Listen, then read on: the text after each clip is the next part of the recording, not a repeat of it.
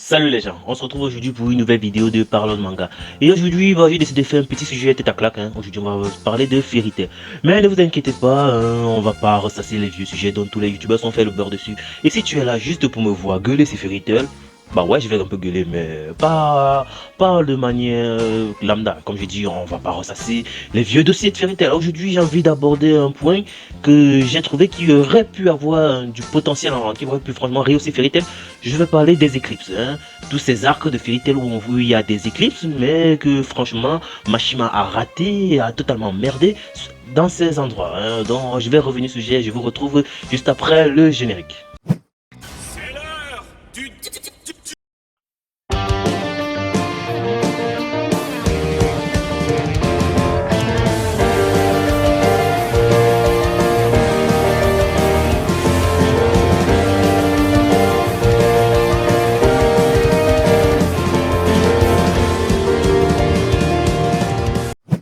Alors, avant de continuer, si tu te demandes c'est quoi une éclipse, résumons simplement la chose dans le cadre d'un manga. Une éclipse, c'est une période pendant laquelle on perd de vue un ou plusieurs personnages. On n'a plus aucune information sur eux, ou plutôt, même si on a des informations, c'est plus en arrière-plan. On ne le montre pas. Cette période peut être courte, tout comme elle peut être longue. Donc, ça peut être 1 heure, 2 heures, des années, et ainsi de suite. On vous voit un peu le truc.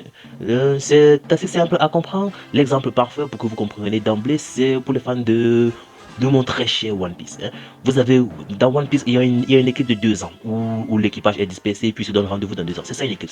Durant ces 2 années, on ne sait quasiment pas ce qu'ils ont foutu. En tout cas, on nous a révélé ça plus tard.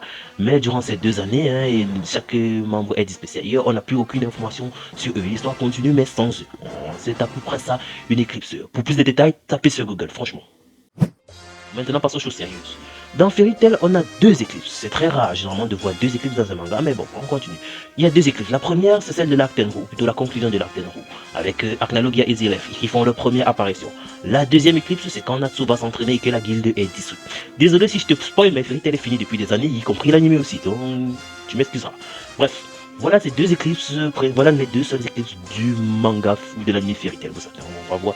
Mais franchement, je trouve que ces 2 éclipses ont été mal développées pour plusieurs raisons, ou plutôt pour une principale raison qu'on verra plus tard. Avant de poursuivre, je tiens à rappeler les bails, parce que Fairy Tail c'est quand même un gros sujet, et je n'ai pas envie d'avoir de gros bâtards en commentaire. Donc je tiens à préciser que la suite de mes propos, ce ne sont que mes propos en fait. Chacun a ses idées, tu peux dire t'as pas en commentaire, mais doucement sur les mots. Parce que là, le cas concret que je vais prendre ici sera plutôt le cas en opposition, on va dire. Ce sera One Piece. Mon objectif n'est pas de descendre, de rabaisser Fairy Tail, tout en élevant One Piece, mais si je peux faire les deux au passage, c'est pas mauvais non plus.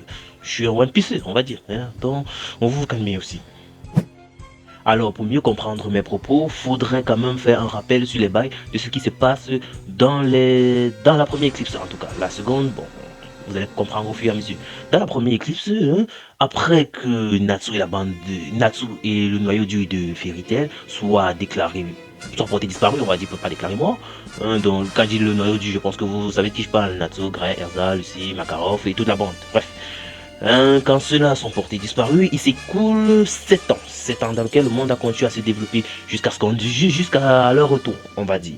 Durant ces 7 années, Hiromashima nous dit que le temps est figé. Ok, pourquoi pas.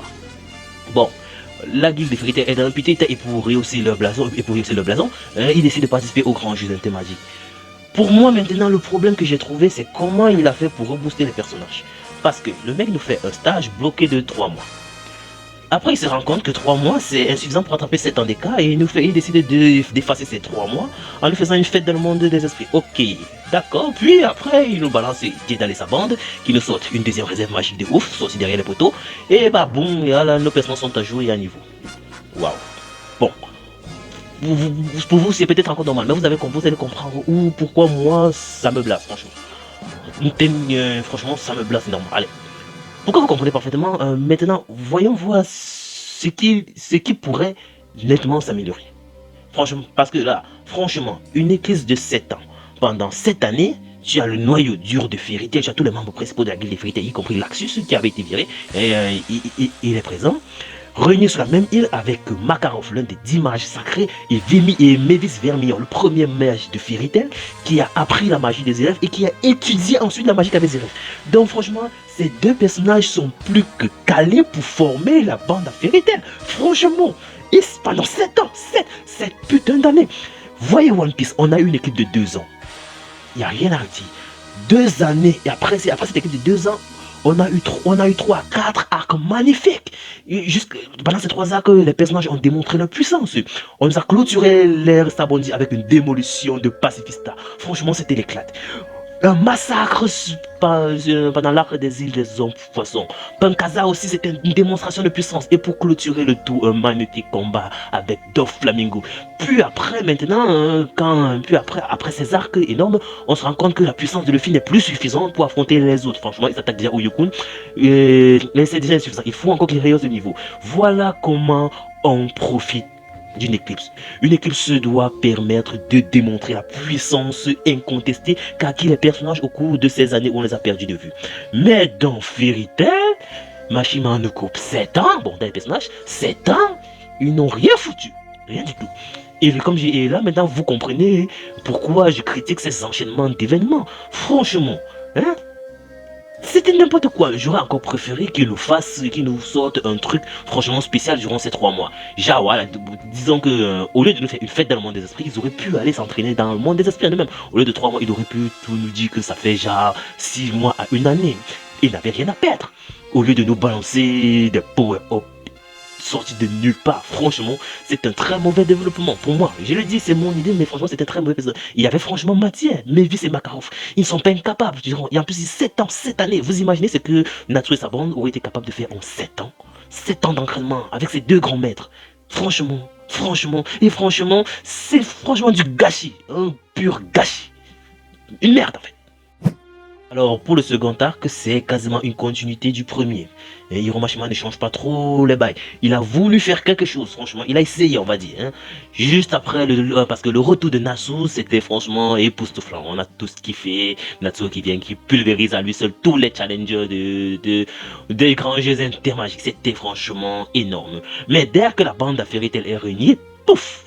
Tu te demandes encore, mais à quoi servait cette éclipse? Parce que tu te rends compte que la puissance que les personnages ont acquis durant ces années sont largement inférieures à ceux de leurs adversaires. Ensuite, d'abord, je n'aborde pas le point où Fairy Tail d'abord pensait pouvoir battre Alvarez. Franchement, un pays face à une guerre. Ils ont des grosses couilles, les mecs, je dois le dire, ils ont des grosses couilles. À regarder de plus près, on se rend compte que c'est un problème général à tout le manga et pas seulement à l'éclipse. Parce que la puissance que les personnages débloquent à la fin de chaque arc se révèle largement insuffisante à l'arc suivant. Ce qui fait en sorte qu'à chaque arc, on a un power up boosté par un pouvoir de l'amitié. Ouais, je suis obligé de retomber sur les vieux dossiers. Ouais, c'est pas ma faute, hein. C'est comme ça les Fairy Tail. Malheureusement, c'est le fait. À chaque nouvel arc, on se rend compte que le personnage semble plus faible qu'à l'arc précédent. C'est pas normal. Normalement, après un boostage à l'arc précédent, le personnage devait être capable de tenir au moins un arc en plus avant qu'on découvre, avant qu'il se rende compte qu'il est faible. C'est ça le problème avec Fairy Tail. Chaque arc des mollassons, chaque début d'arc des mollassons. On ne sait pas pourquoi il ne peut pas nous faire, de bons personnages puissants ou tenir au moins un arc. Parce que voici le cycle de Fairy Tail. Fairy Tail, c'est à peu près le même cycle qu'avec One Piece. Mais bon, non, c'est pas le même cycle. Parce que dans Fairy Tail, qu'est-ce qui se passe? Les méchants débarquent, ils tabassent. Puis Fairy Tail se relève, ils vont tabasser. Généralement, c'est ça. Donc Fairy Tail encaisse toujours le premier. On aurait dit un match de 4 choqués. Toujours. Il encaisse toujours le premier. Quand je dis match de 4, c'est un mauvais exemple. On aurait dit l'équipe du Cameroun à la canne. Franchement. Pourquoi on aime encaisser? Pourquoi on aime encaisser en premier? Marquer en premier, putain, les mecs. Bref. Hein, c'est le bordel avec Fairy Tail. Je ne comprends pas. Voilà principalement le gros problème de cet anime Fairy Tail. Hormis le pouvoir de l'amitié. Et aussi, un point. J'en profite pour aborder la fin de Fairy Tail où je fais dans une prochaine vidéo. Bon, on va faire dans une prochaine vidéo une mini vidéo. Bon, c'est quasiment la fin de cette vidéo, mais ne vous inquiétez pas, il y a il y a un truc qui vient là. Un petit sujet sur la fin de Fairy Tail. Parce que j'ai un peu aussi à dire là-dessus. En fait, j'ai beaucoup à dire, en gros. J'ai un gros macabre, comme on dit. J'ai le gros macabre à déballer sur Fairy Tail. Bon, bref, c'est la fin de cette vidéo. J'espère que vous avez apprécié. Si c'est le cas, abonnez-vous. C'est le petit truc, c'est la barre rouge écrit abonnez-vous. C'est pas comme ça, juste à l'angle. Abonnez-vous, likez, partagez la vidéo si elle vous a plu. Allez, sur ce, à plus les gens. On se retrouve très vite. Et n'oubliez pas, la passion A le pouvoir de transpercer les cieux!